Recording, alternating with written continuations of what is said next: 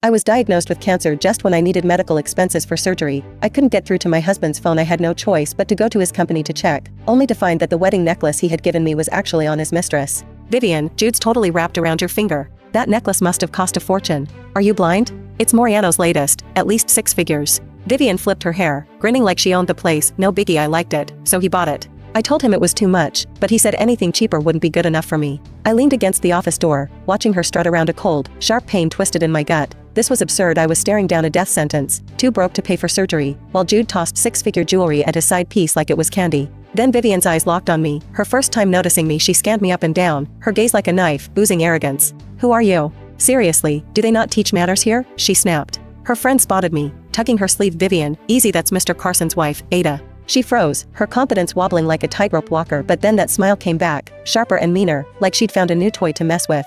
So this is Ada? The so-called campus queen? She scoffed. Major letdown. She wasn't wrong. I looked like death warmed over. A coworker leaned in, whispering, chill, girl, Mr. Carson loves his wife. You keep running your mouth, you'll be in hot water. Everyone bought that lie, thought Jude was my forever total crock. If they knew the truth, they'd see he was dying to dance on my grave. Vivian rolled her eyes but forced a smile so fake it could curdle milk. Hey, Ada, honey, Mr. Carson's in a big video call, can't just barge in, you know the rules. She tilted her head, that smug grin back. But if it's urgent, I could run in and tell him for you. Translation, I call the shots in his world. You're nothing. She was shoving her status right in my face. Her smile was pretty, if you ignored the cold, calculating glint in her eyes and that smile. Man, it was like looking in a mirror at my old self, the me that still had fire. No wonder Jude was hooked. His other flings, those one-night stands, the assistants who were anything but, were small fry, just toys for his amusement. Each one was a test, a jab to see if I'd break. At first, I did, yelled, screamed, chewed him out, but the more worked up I got, the more he loved it. My pain was his sick fix. So I went quiet, numb. By the end, I could watch him show off other women and smile as I shut the door, like I was their maid.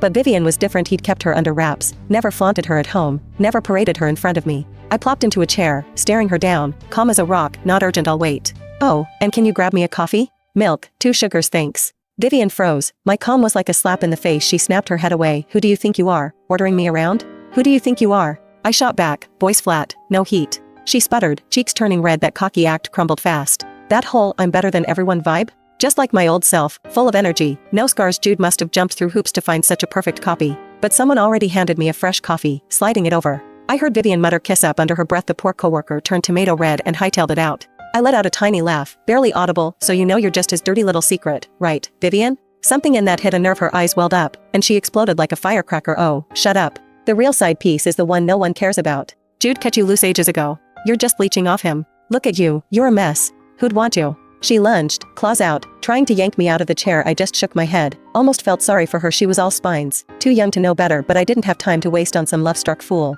The day after our first wedding anniversary, Jude walked in with 2 blonde bimbos. My heart didn't just break, it turned to dust. Why waste my last breath on him? Not even a second was worth it. Coworkers jumped in, pulling her back before she could do more damage. She only knocked over my coffee, cup shattered on the floor. She got a tiny cut on her hand, and, surprise, surprise, she started wailing like the world was ending. I glanced at the coffee on my shirt. Lucky I wore black, stain was barely visible. Ada, what the hell? I didn't peg you as such a bitch. Jude's voice cut through the room. I looked up, there he was, holding Vivian like she was fine china. That cut? Barely a scratch, no real blood, but Jude acted like she'd broken a leg. What are you idiots standing around for? Get the first aid kit, he yelled, and call my doctor. Tell him to get to the office now. I watched the sad show, face blank, but I caught that little glint of pride in Vivian's eye. Proud of what? Being fussed over by a total scumbag?